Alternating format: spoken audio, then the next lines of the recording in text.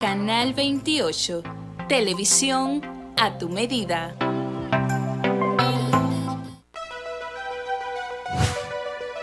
Telecanal 28, una televisión a tu medida. El siguiente programa es clasificación B para mayores de 14 años. Los conceptos emitidos en el siguiente programa son de la exclusiva responsabilidad de sus productores. Telecanal 28 no se hace responsable de los mismos.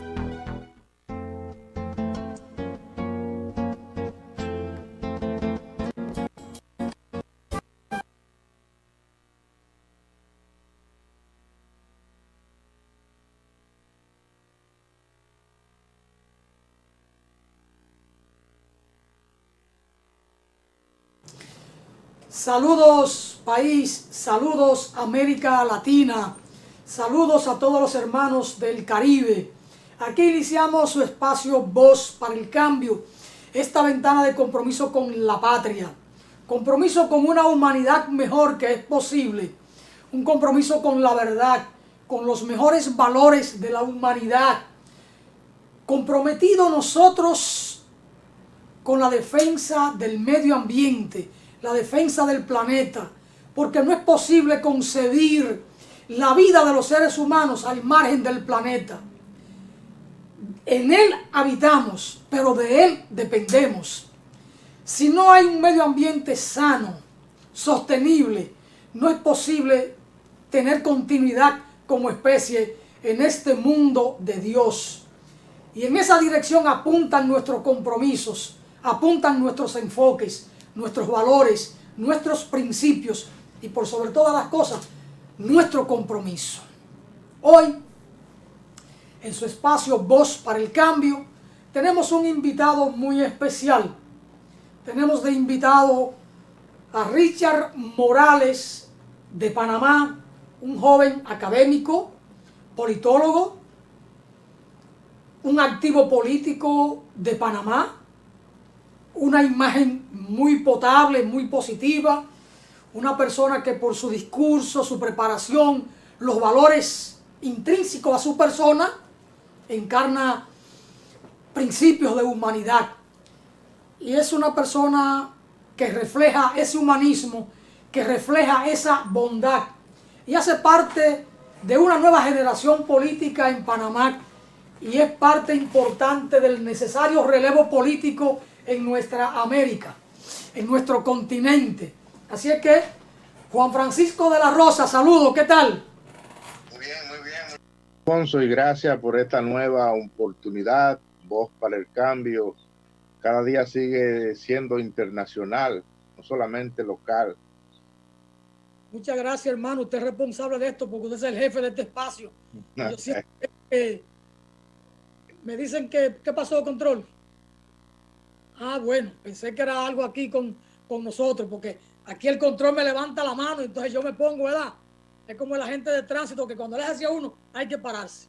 Es que está nervioso por lo que viene. Don Richard, saludos, ¿qué tal? Muchas bendiciones. Saludos, don Alfonso, ¿cómo se encuentra?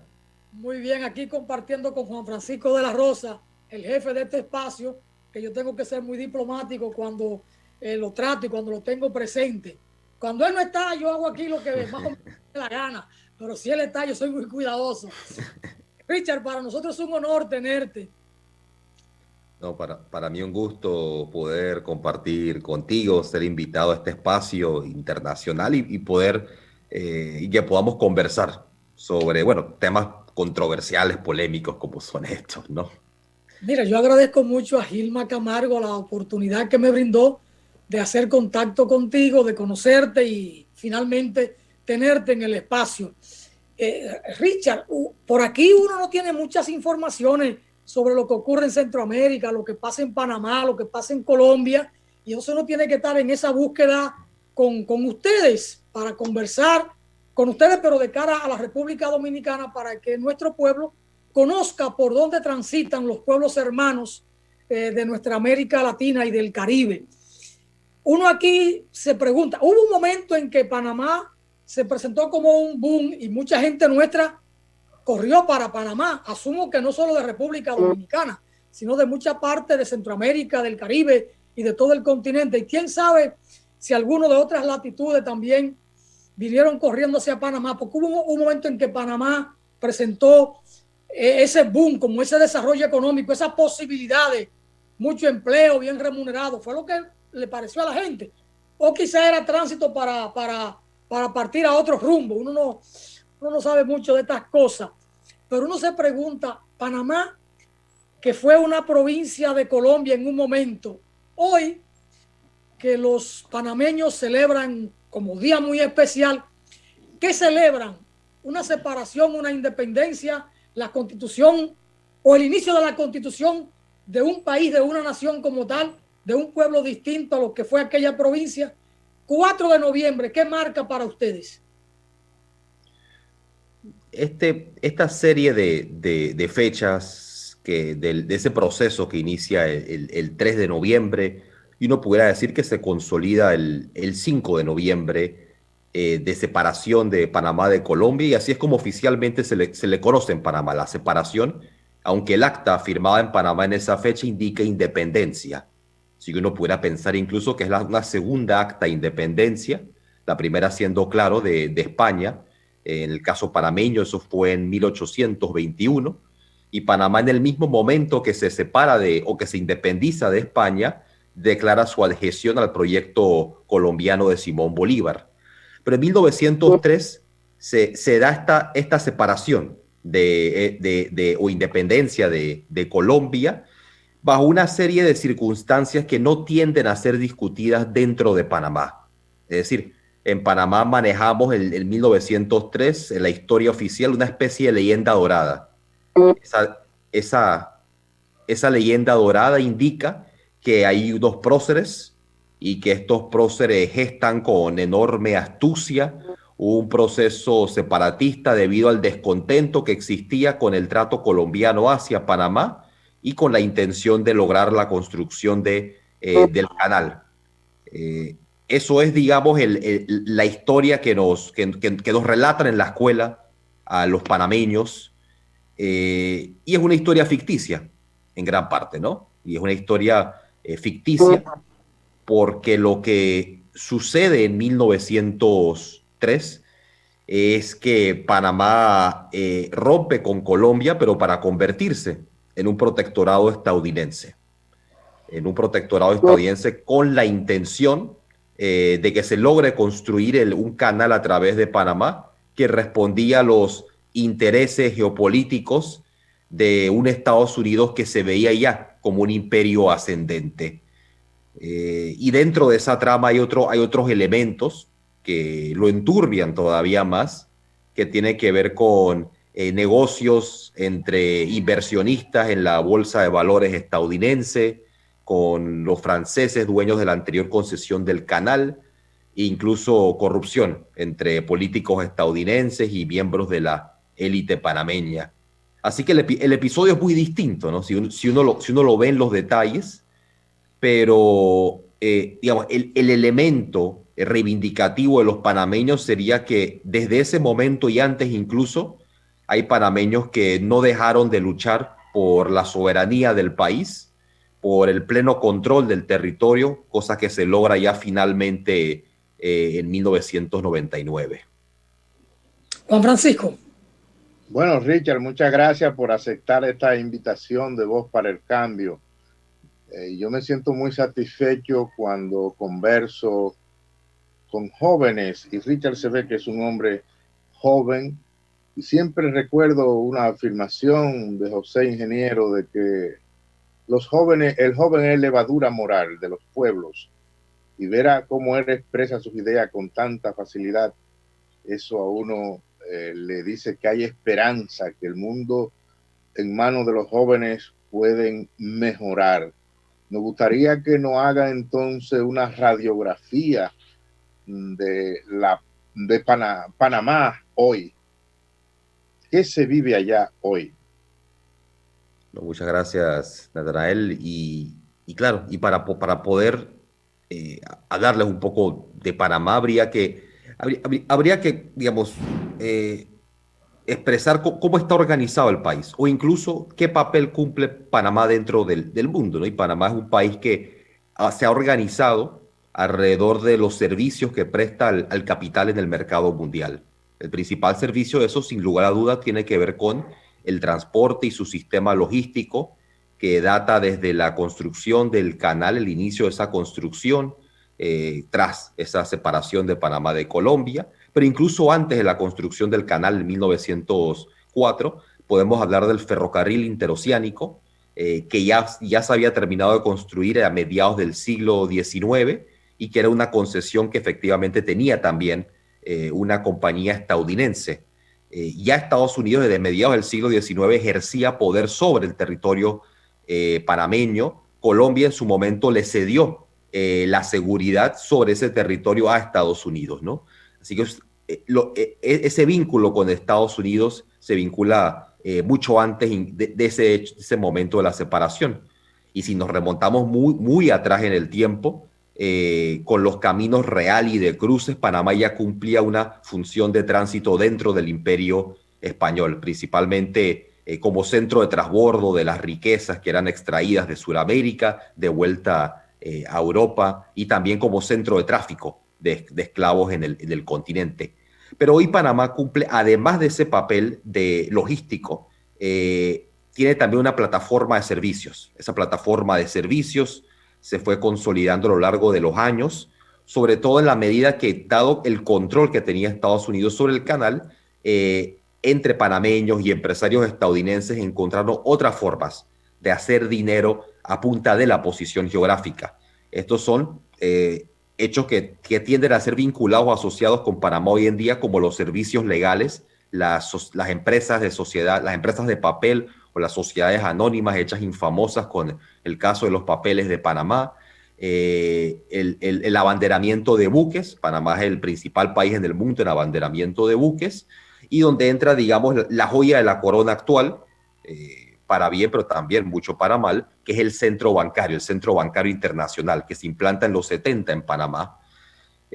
Así que Panamá lo que básicamente hace es que ofrece su territorio a capitales internacionales, capitales extranjeros, para que puedan invertir, para que puedan utilizarlo, generalmente para evasión de impuestos, generalmente para poder mover sus dineros bajo ciertos niveles de opacidad, utilizando estos servicios legales, financieros que da el país, y mucho de eso logra reinvertirlo hacia la especulación inmobiliaria. Gran parte de ese boom que se dio en Panamá es el hecho de que muchos inversionistas buscaban invertir su dinero en Panamá o mover su dinero en Panamá, generalmente con la compra de bienes raíces.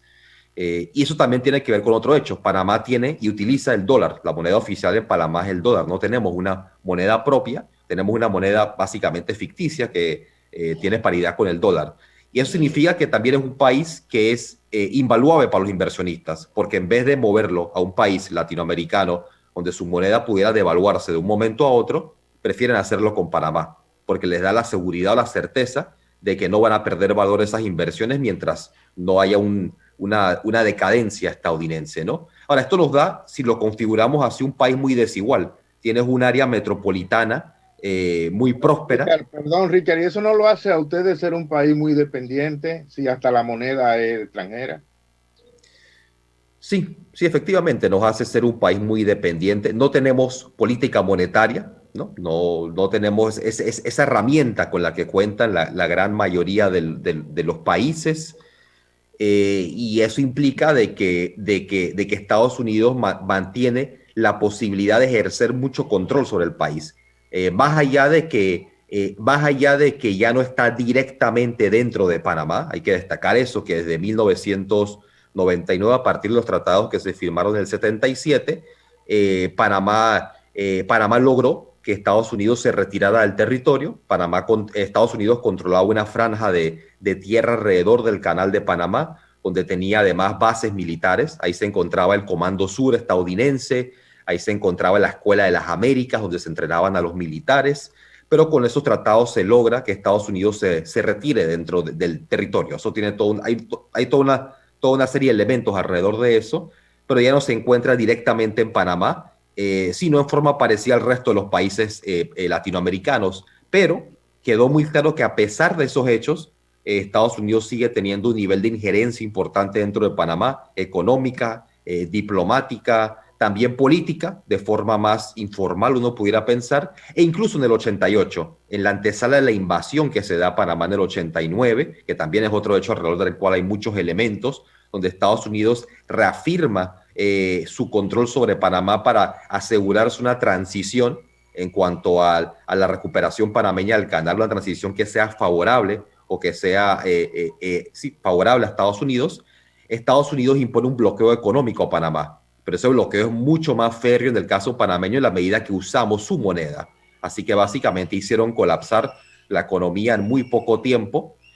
Así que previo a la invasión de Estados Unidos a Panamá en el 89, hubo también un bloqueo económico importante que mostró el control que pueden ejercer sobre la economía en el momento que decidan hacerlo. Y valdría la pena destacar que al ser un país que depende del comercio mundial por su sector transporte, por la zona libre, que es uno de los principales puntos de importación y reexportación del mundo, al tener esta dependencia de esos flujos internacionales, también es un país muy vulnerable a todas las volatilidades que haya en el mercado mundial. Richard, teniendo ustedes cerca de 75,000 kilómetros cuadrados, similar a lo que tenemos aquí en la isla, que implica dos naciones, Haití y República Dominicana, pero con apenas 4 millones de habitantes, más o menos. Y hay en Panamá, con todas las posibilidades que tienen, porque es un paraíso fiscal, parece, por el sistema bancario y la garantía que le dan a estos manejadores de fondos o de dinero para evadir, pagar impuestos y todo esto, nos da un poco la idea de que es un paraíso fiscal. Hay que recordar el tema de los papeles de Panamá, que fue todo un escándalo a nivel internacional, y con tanta tierra disponible, digo, tanta tierra para la población que tienen. Y sin embargo, uno supone, en la conversación que uno tiene con otros amigos de Panamá, que también en Panamá hay mucha pobreza. ¿Qué puede explicar la pobreza en Panamá con estas posibilidades que tiene de ofertar, de posibilitar un nivel de vida alto para sus ciudadanos? Porque apenas tiene 4 millones. Nosotros somos 10 millones en 48,000 kilómetros cuadrados. Sí, efectivamente, Panamá es un país altamente desigual, tiende a ser rankeado en uno de estos índices como el sexto país más desigual del mundo, pero para todos los efectos está ahí peleándose con los países punteros en esos indicadores. Y eso se debe a que Panamá es un país con una alta concentración de la riqueza y debido al hecho de que su economía es altamente dependiente de estos sectores servicios, de estos servicios que ofrece, estos servicios legales, estos servicios financieros, estos servicios de venta de la tierra, estos servicios inmobiliarios, es decir, que los dueños de la tierra tienen mucho poder en Panamá, y a la vez la debilidad de sus sectores industriales, de sus sectores agrarios, implica por un lado de que no se crean muchos empleos de calidad, porque la mayoría de esos empleos tienden a ser creados se crearían en estos sectores industriales o agrarios, y tienes que son los dueños de estos sectores servicios que no crean tampoco que no crean muchos empleos en sí, los que tienden a concentrar la mayoría de la riqueza, ¿no? Así que son los grandes bufetes de abogados, son los grandes bancos, son los dueños de la tierra, los rentistas, y son aquellos empresarios que han logrado hacerse de algunos de los negocios que fueron recuperados de Estados Unidos, los que tienen intereses en los puertos, en el aeropuerto, en el propio canal, y en general debido a ese boom especulativo en la construcción. Así que tienes, digamos, esta alta concentración de la riqueza en estos sectores y un relativo abandono del agro, y así que en cierta forma de prácticamente todo el país, que es fuera del área metropolitana, aunque sin lugar a duda hay algunas ciudades relativamente prósperas también en el interior del país. Pero sí, tenemos un país poco poblado relativo a nuestro territorio y comparado con otros países, como bien indicas, pero que ha mantenido una enorme concentración de la riqueza.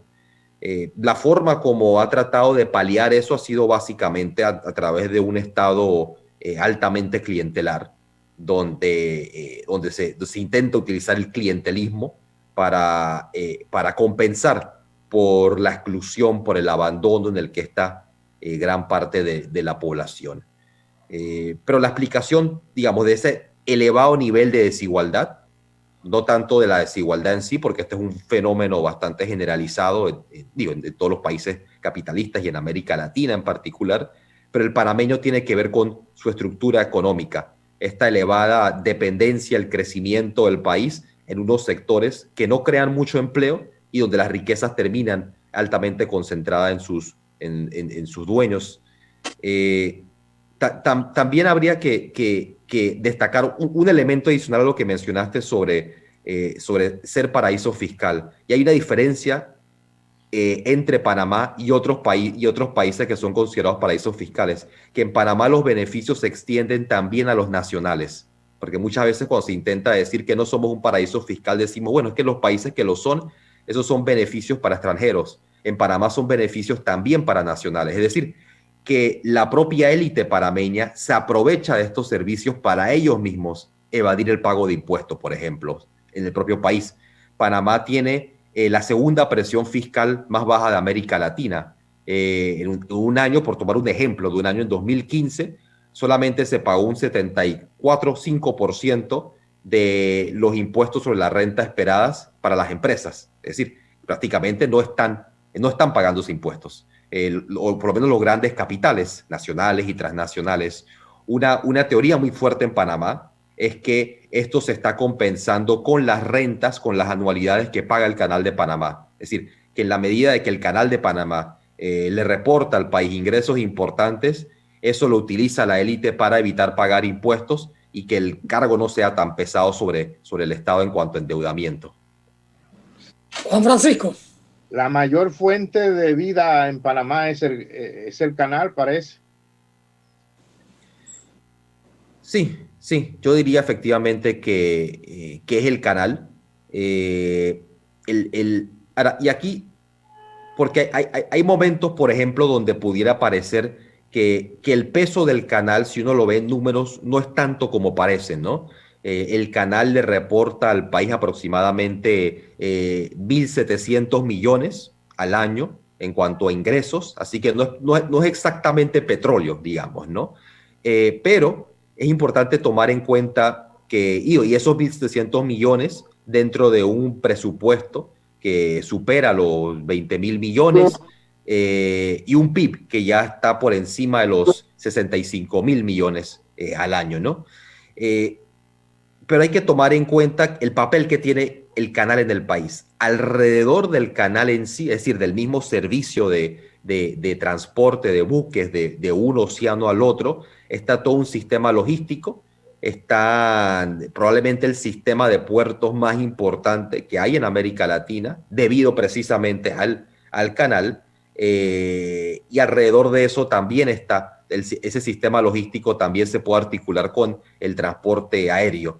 Así que habría que pensar, digamos, el papel del canal dentro del país como el eje alrededor del cual se articula un sistema logístico multimodal importante, marítimo y aéreo, que es aproximadamente ya estaríamos hablando de un 40% de la economía del país cuando lo vemos en su conjunto, ¿no? El transporte terrestre no está altamente desarrollado en Panamá, debido a que sigue existiendo el tapón del Darién, es decir, el hecho de que no existe una conexión terrestre entre Panamá y Colombia, la carretera interamericana, sino que sigue siendo un área de reserva de biodiversidad, el Chocó en Colombia y el Darién en Panamá. Y además habría que agregar que el canal en sí efectúa un papel de valorización del territorio, es decir, el territorio en sí cobra mucho mayor valor debido a la presencia del canal, a la supuesta estabilidad que daba al país ser una especie de protectorado estadounidense. Ese ya no es el caso, pero eso lo hacía también bastante atractivo para otros tipos de negocio que buscaban ese refugio, ¿no? El de saber que al invertir en Panamá cuentan con una tierra donde hay un canal, donde hay una especie de seguridad que te puede brindar Estados Unidos, de contar con el dólar. Así que el canal, digamos, además del papel directo que juega en la economía, está el papel indirecto que hace al valorar o al hacer posible los demás negocios de los que vive Panamá, que son básicamente estos centros de importación y reexportación, servicios financieros, legales, etcétera. Sí, Richard, tú sabes que Alfonso Torres, aquí en la República Dominicana, es un teórico en el sector agropecuario, porque además es agrónomo. Su último libro no me lo ha querido regalar. ¿Cómo opera la agricultura en Panamá?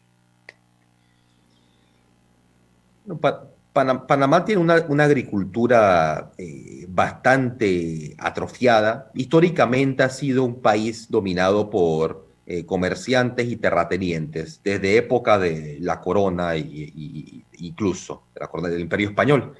Pero a lo largo de los años, igual los terratenientes, latifundistas, jugaban históricamente un papel importante dentro de Panamá. Era una base clave de los conservadores dentro del país, hablando de la época donde la política giraba alrededor de liberales y conservadores, sobre todo en el periodo en el que éramos parte de Colombia. Pero con el paso del tiempo y con ese desarrollo cada vez mayor y dependencia sobre la zona de tránsito, sobre el canal de Panamá y los servicios anexos, la agricultura fue perdiendo cada vez más peso dentro de la economía.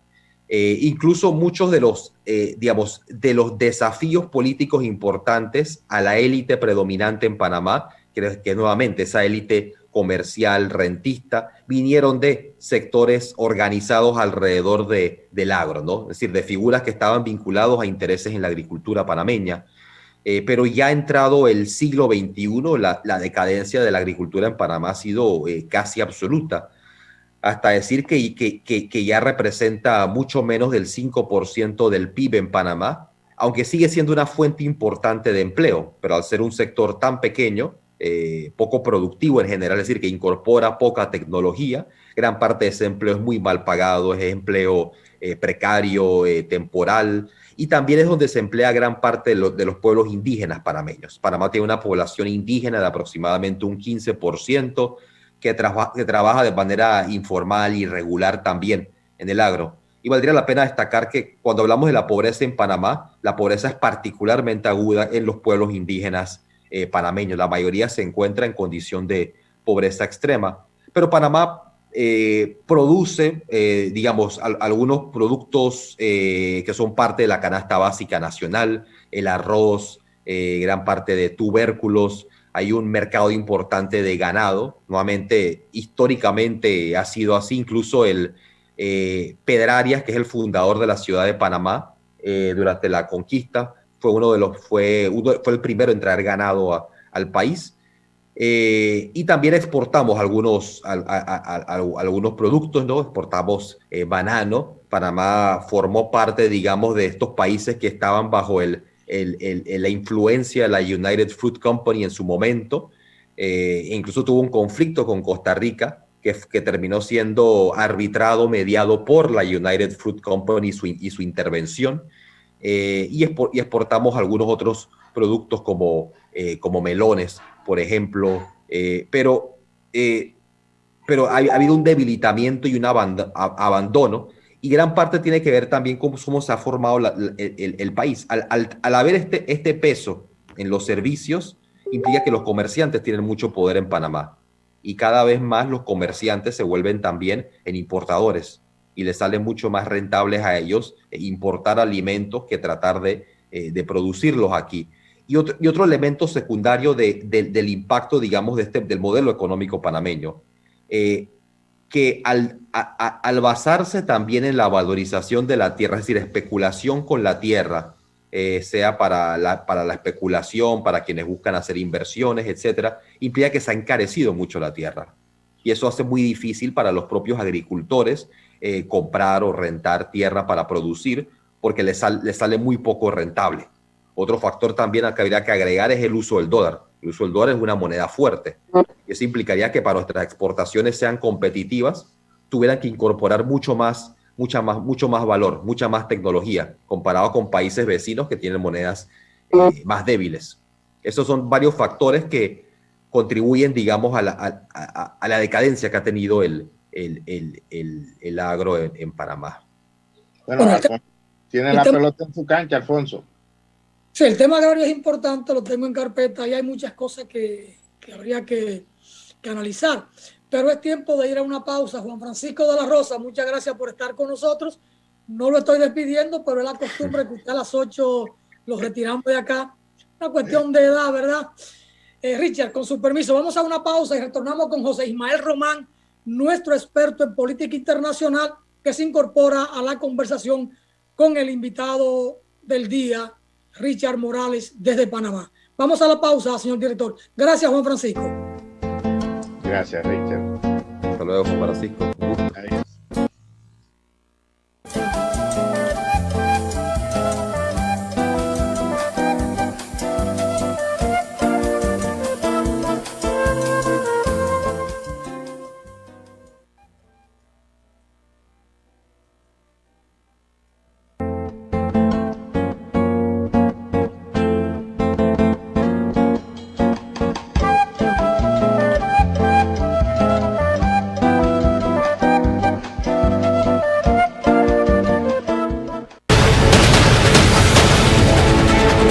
Todas las mañanas, de lunes a viernes, Alfonso Torres y un equipo de profesionales, periodistas, médicos y políticos están con ustedes, con análisis, entrevistas y comentarios de primera mano en Voz para el Cambio. Una ventana de compromiso con la patria, con la democracia, con la justicia, con la verdad, un compromiso con las ideas del padre de la patria.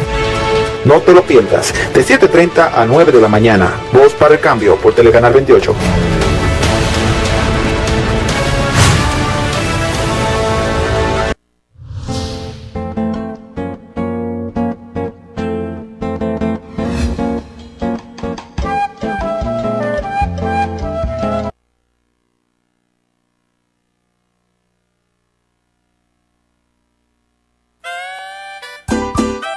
Para disfrutar de un buen café realmente puro, ya está a la venta el Café Criollo Don Miolán. Café Criollo Don Miolán, producido, tostado y molido 100% al natural, conservando así toda su exquisitez para deleitar con su sabor los más exigentes gustos de quienes saben de café. Café Criollo Don Miolán, para degustar en cualquier momento.